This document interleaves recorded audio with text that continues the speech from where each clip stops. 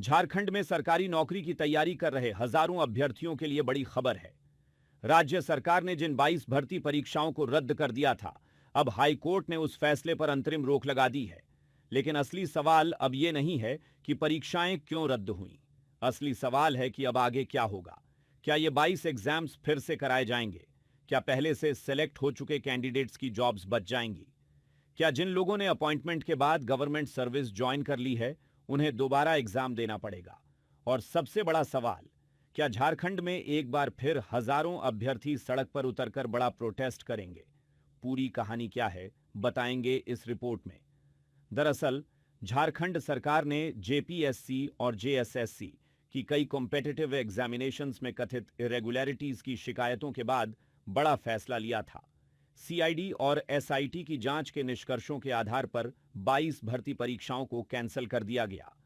इनमें जेपीएससी की 11वीं से 13वीं संयुक्त सिविल सेवा परीक्षा, जेएसएससी सीजीएल के अलावा सिविल जज, deputy collector, food safety officer, drug inspector, assistant professor, lecturer, assistant engineer, forest range officer और असिस्टेंट कंजर्वेटर ऑफ फॉरेस्ट जैसे महत्वपूर्ण पदों की रिक्रूटमेंट शामिल थी।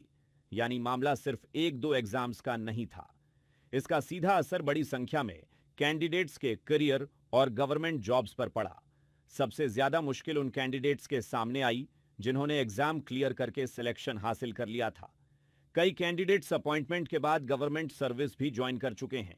ऐसे में कैंसिलेशन ऑर्डर के बाद उनके सामने सबसे बड़ा सवाल था, आखिर उनकी नौकरी का क्या होगा। इसी के खिलाफ सक्सेसफुल कैंडिडेट्स ने हाईकोर्ट का दरवाजा खटखटाया। 4 अलग अलग पिटीशंस दाखिल की गईं। कैंडिडेट्स का मुख्य तर्क था कि सरकार ने उनका पक्ष सुने बिना एग्जाम्स और उसके बाद की अपॉइंटमेंट्स कैंसिल कर दी। यानी कैंडिडेट्स ने नेचुरल जस्टिस का मुद्दा उठाया। अब हाईकोर्ट ने सरकार के 22 एग्जाम्स कैंसिल करने वाले ऑर्डर पर इंटरिम स्टे लगा दिया है। लेकिन ध्यान रखिए, इंटरिम स्टे का मतलब यह नहीं है कि पूरा मामला खत्म हो गया या सभी जॉब्स परमानेंटली सुरक्षित हो गईं। फाइनल डिसीजन अभी बाकी है। तो अब आगे क्या क्या हो सकता है? सबसे पहली पॉसिबिलिटी यह है कि अगर कोर्ट को सरकार का कैंसिलेशन ऑर्डर सही नहीं लगता, तो एग्जिस्टिंग रिक्रूटमेंट प्रोसेस को आगे बढ़ाने का रास्ता खुल सकता है। इससे सिलेक्टेड कैंडिडेट्स और ऑलरेडी अपॉइंटेड एम्प्लॉयज को बड़ी राहत मिल सकती है। दूसरी पॉसिबिलिटी यह है कि अगर इरेगुलरिटीज सिर्फ कुछ कैंडिडेट्स, एग्जामिनेशन सेंटर्स या किसी पर्टिकुलर स्टेज तक सीमित पाई जाती हैं, तो पूरी परीक्षा कैंसिल करने के बजाय सिर्फ अफेक्टेड हिस्से पर एक्शन लिया जाए। यानी जहां गड़बड़ी मिली वहीं कार्रवाई हो और बाकी जेन्युइन कैंडिडेट्स को राहत दी जाए। तीसरी और सबसे बड़ी पॉसिबिलिटी है री एग्जामिनेशन।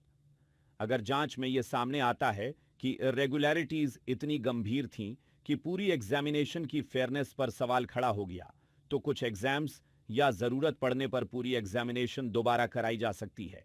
लेकिन फिर एक बड़ा सवाल खड़ा होगा, दोबारा एग्जाम कौन देगा? क्या सभी कैंडिडेट्स को फिर से परीक्षा देनी होगी?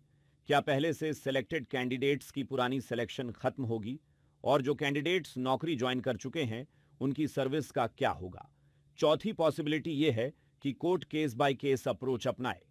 यानी जिन कैंडिडेट्स की सिलेक्शन में कोई इरेगुलरिटी नहीं मिली, उन्हें प्रोटेक्शन मिले, और जिनके मामले में गड़बड़ी सामने आए, उनके खिलाफ अलग एक्शन लिया जाए। एक और रास्ता यह हो सकता है कि सरकार कैंडिडेट्स को नोटिस देकर उनका पक्ष सुने और उसके बाद फ्रेश डिसीजन ले। इससे नेचुरल जस्टिस की रिक्वायरमेंट भी पूरी हो सकती है और रिक्रूटमेंट को लेकर आगे का रास्ता भी साफ हो सकता है। लेकिन इस पूरे मामले का एक बड़ा असर कोर्ट के बाहर भी देखने को मिल सकता है, क्योंकि अगर दोबारा एग्जाम कराने या अपॉइंटमेंट्स पर कोई एडवर्स डिसीजन आता है, तो कैंडिडेट चेस के बीच नाराजगी फिर बढ़ सकती है। और यही सबसे बड़ा सवाल है, क्या झारखंड में एक बार फिर बड़ा स्टूडेंट प्रोटेस्ट देखने को मिलेगा? पहले भी रिक्रूटमेंट और एलिज्ड इरेगुलरिटीज को लेकर कैंडिडेट्स का विरोध सामने आया है। ऐसे में अगर सिलेक्टेड कैंडिडेट्स की जॉब्स पर खतरा आता है या सालों की मेहनत के बाद उन्हें दोबारा एग्जाम देने के लिए कहा जाता है, तो सड़कों पर विरोध की पॉसिबिलिटी बढ़ सकती है।